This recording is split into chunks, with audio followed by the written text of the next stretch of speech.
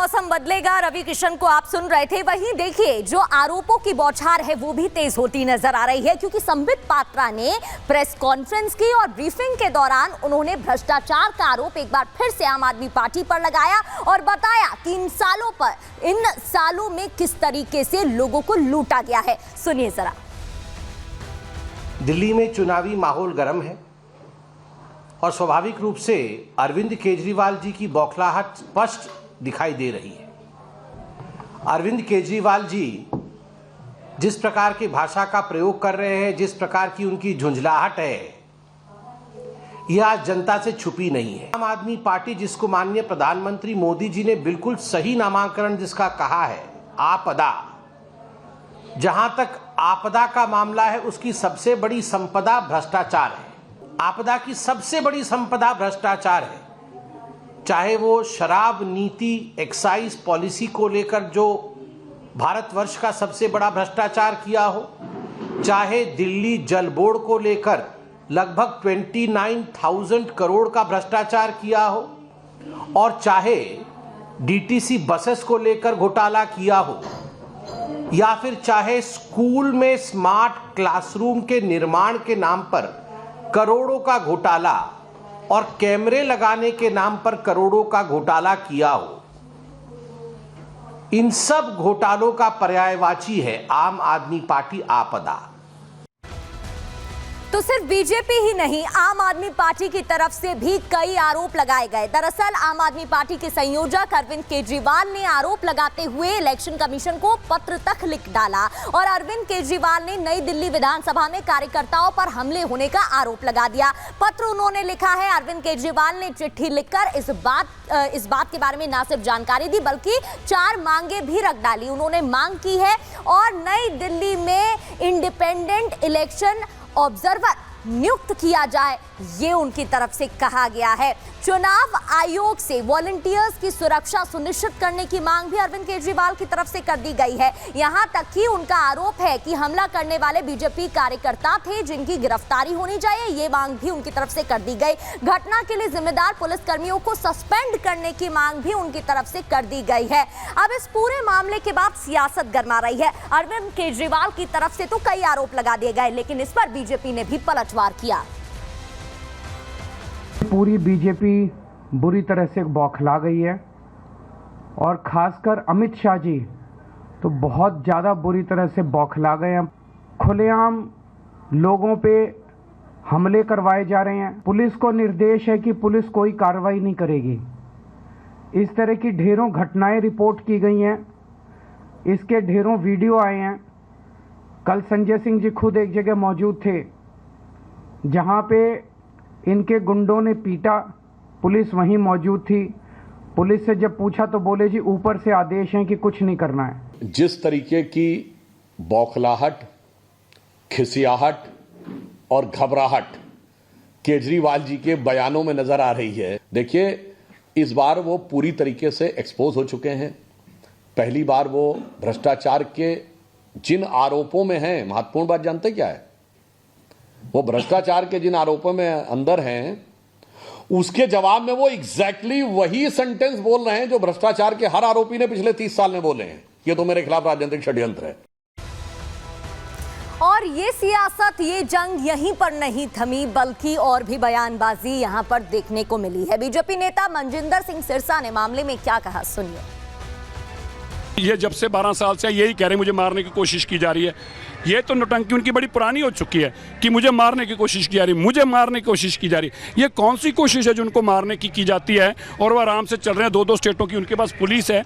ये सिर्फ ड्रामेबाजियां हैं। अब सिंपैथी लेना चाहते हैं। चुनाव हार चुके हैं। परवेश वर्मा के सामने उन्होंने अपने सरेंडर कर चुके हैं। आज उनका मान लेना कि मैं इसलिए हार रहा हूँ क्योंकि यहाँ पे मेरे कार्यकर्ताओं को पीटा जा रहा है। एक बात तो मान गए कि वो हार रहे हैं। हारने वाला आदमी इसी तरह रोता है। पंजाब के लोगों का धन दौलत लूटकर, जैसे अब्दाली लूटकर लेके आया था दिल्ली और फिर पंजाब के लोगों ने जवाब दिया, इसी तरह अरविंद केजरीवाल जी पंजाब के लोगों का पैसा लूटकर दिल्ली के चुनाव में लगा रहे हैं। पंजाब सरकार की प्रॉपर्टी, पंजाब सरकार की गाड़ियाँ, पंजाब सरकार का कपूरथला हाउस, पंजाब सरकार का पंजाब भवन, ये सारे का सारा अरविंद केजरीवाल जी मिसयूज़ कर रहे हैं और भगवंत मान उनको ये मिसयूज़ करने दे रहे हैं। ये बहुत दुख की बात है। और इतना ही नहीं, संदीप दीक्षित जो कि कांग्रेस प्रत्याशी हैं, नई दिल्ली से मैदान में हैं, ताकत झोंक रहे हैं और अपनी किस्मत आजमा रहे हैं। जब उनसे इस मुद्दे पर सवाल जवाब किया गया तो उन्होंने कहा कि अगर किसी उम्मीदवार को ऐसा लग रहा है तो प्रशासन को सहयोग करना चाहिए। किसी भी कैंडिडेट को लगता है कि प्रशासन जो है किसी की मदद कर रहा है, तो मेरा ये रिक्वेस्ट है इलेक्शन कमीशन से कि उसको गंभीरता से देखना चाहिए, कोई भी पार्टी हो। कभी कभार होता है कि हम देखते हैं प्रशासन पक्षपात करता है, और प्रशासन से, पुलिस से भी मैं दरख्वास्त करूंगा कि आप पक्षपात ना करें। हमने भी अपने इलाके में देखा है। अब जैसे कल रात को हमारे कुछ लोग गए थे झुग्गी क्लस्टर में, तो वहाँ भारतीय जनता पार्टी, आम आदमी पार्टी दोनों के कार्यकर्ता हुड़दंग मचा रहे थे। बल्कि हम लोग गए, फिर हमने पुलिस बुलाई, और ये एक तरफा नहीं है। आम आदमी के पार्टी के लोगों ने, हमारे यहाँ भी कई जगहों पे लोगों ने उनको अंदर जाने नहीं दिया। लेकिन मैं लोगों से कहूँगा, चुनाव है, आप मुस्तैदी से लड़िए। और इतना ही नहीं, विदेश मंत्री एस जयशंकर जवाहरलाल नेहरू स्टेडियम पहुंचे थे, जहां दक्षिण भारत समुदाय को वो संबोधित कर रहे थे। इस दौरान उन्होंने कहा कि राजधानी दिल्ली जैसी होनी चाहिए वैसी है नहीं, और इस बात से उन्हें दुख है।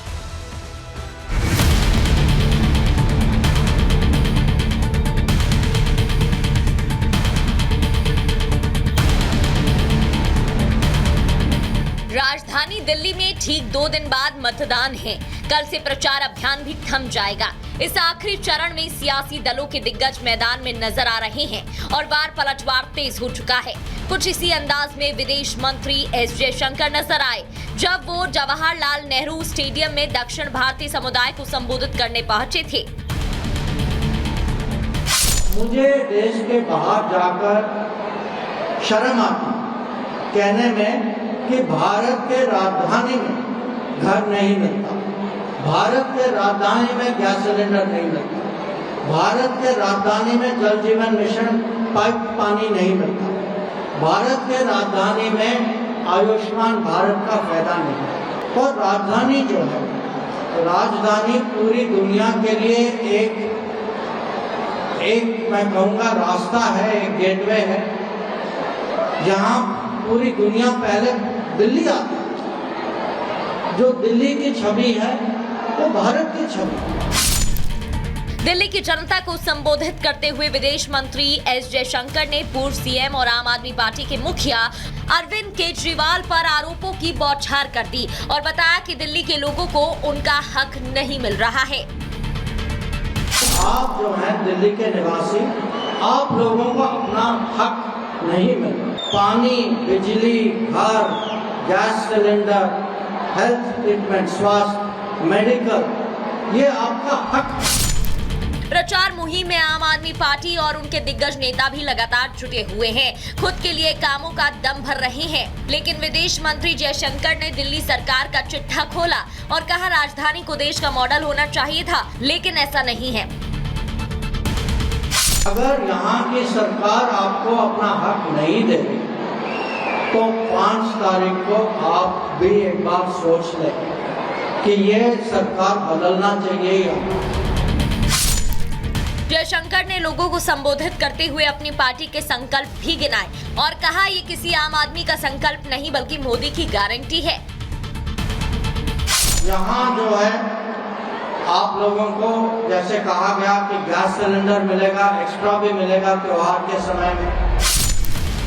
बहरहाल प्रचार के आखिरी चरण में सभी की कोशिश जनता के बीच पार्टी का नैरेटिव सेट कर वोट बैंक बढ़ाना है। अब देखना होगा कि इस रण में सफलता किसको मिलेगी। दिल्ली में बीजेपी अपना तंबू गाड़ पाएगी या फिर आम आदमी पार्टी कुर्सी बचा लेगी। इंतजार 8 फरवरी तक का करना होगा जब नतीजों का ऐलान होगा।